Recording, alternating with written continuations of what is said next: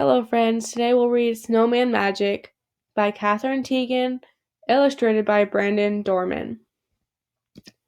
Imagine you wake up in the morning and you see snow on the ground. There will be no school for the day, so what will be the first thing you do? Will you stay inside all day? Will you go have a snowball fight? Or will you build a snowman? Let's read Snowman Magic and find out what George does on his snow day. It has been snowing all day. Snowing, snowing, snowing. George is bored. There was no school, so he needed something to do. He kept looking out the window. Would it ever stop? The next morning the sun was shining. When George looked out the window, everything was brilliant white. The snow was so bright, it was almost hard to look at. If he squinted, he could see it was very deep and had drifted high against the slope in the backyard.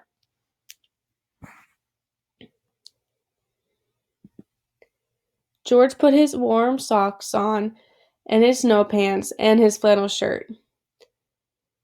Then he put on his snow jacket, his boots, his mitten, and his hat. He was ready. Outside, the air smelled clean and cold. George plunged into the snow. It was fluffy, but crunchy too. He made a snowball and threw it against a tree. It was very, very quiet.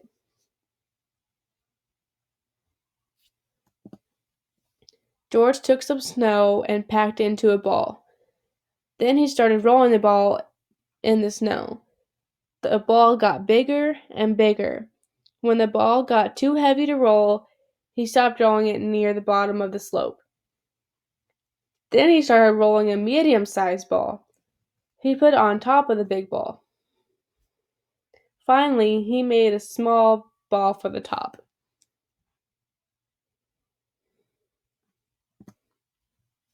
George went inside the house and found a scarf in the closet and carrot in the refrigerator. In the old days, his mother told him people used to take pieces of coal and use them to make eyes. But there wasn't any coal in George's house. So he found 2 buttons and brought them outside with the scarf and the carrot.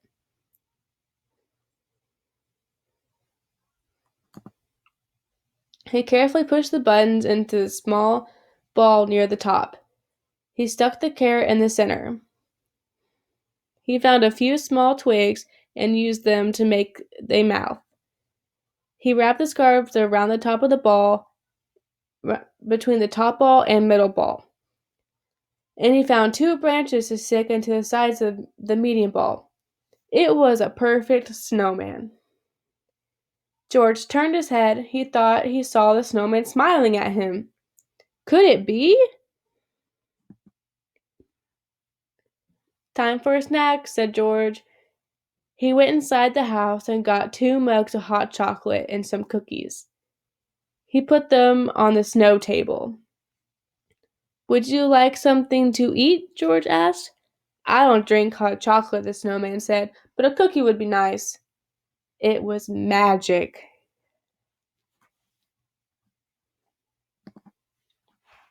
After their snack, George made a cave tunneling deep into the slope.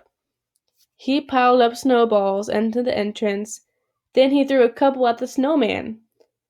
The snowman made some snowballs and threw them back at George. His long branch arms helped him throw the snowballs very far. It was hard to say who won the fight, but it was still fun. The snowman chased George around the yard, and then George chased the snowman. The snowman couldn't move that fast, so it was easy for George to sneak up on him.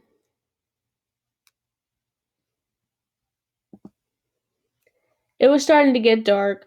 George didn't want to go inside, but his mother was calling him. Goodbye, snowman, he said. I will see you tomorrow.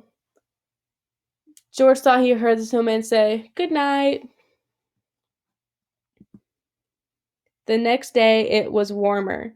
The sun was even brighter, and the snowman was shrinking. George played with him all day, but he could tell that the snowman didn't have quite the same energy.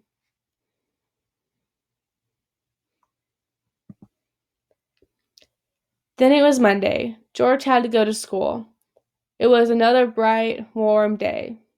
When he came home, the snowman was almost gone. The scarf and the carrot and the buttons had slid down. He could hardly recognize the snowman. The cave had collapsed too, and the snow table was melted. The next morning, George looked out the window. It was snowing. Snowing, snowing, snowing. He couldn't wait to build his snowman again.